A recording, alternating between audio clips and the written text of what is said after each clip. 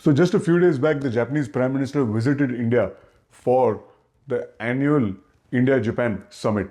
We saw more than 120 MOUs being signed across sectors like defense and IT.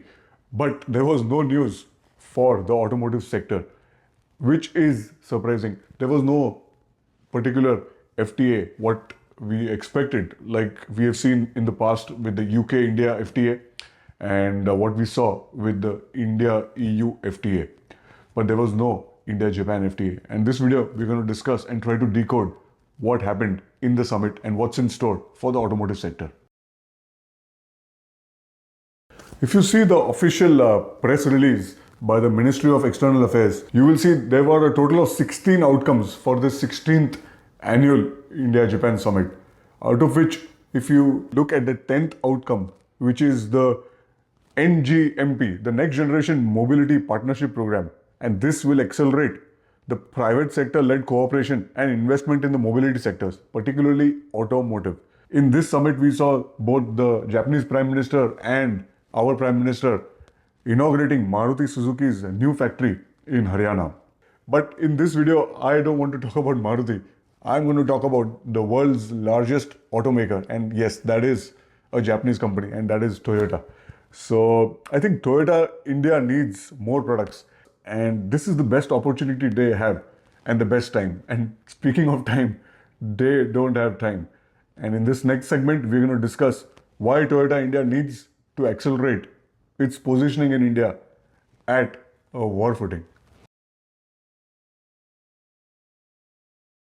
So there's something called as the Davidsons Window, which is a deadline up to 2027, where China would like to take control over Taiwan. This deadline also coincides with PLA's 100th anniversary. So if China attempts any adventurism over Taiwan, it is going to be not good for the region.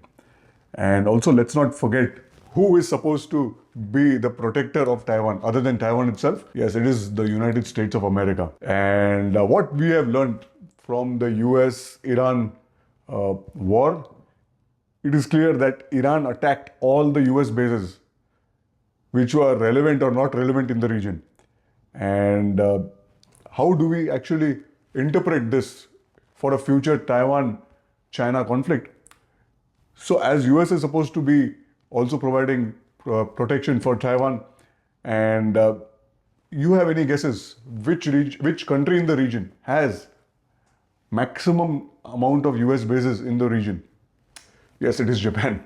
And when this kind of an attempt happens, it is going to be catastrophic for the region. And probably we may see during this entire conflict in 2027, which is a potential conflict. We are just talking about what potentially could happen.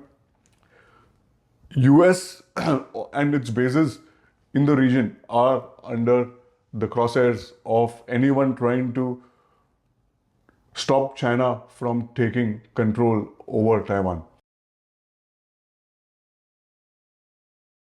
So keeping this in mind, and the next generation global mobility investments which we saw in the annual summit, I personally feel that Toyota India is slightly aware about all these scenarios and would probably eventually also want to develop local assemblies for their NGMP products, particularly the Land Cruiser 250 and the Land Cruiser 300.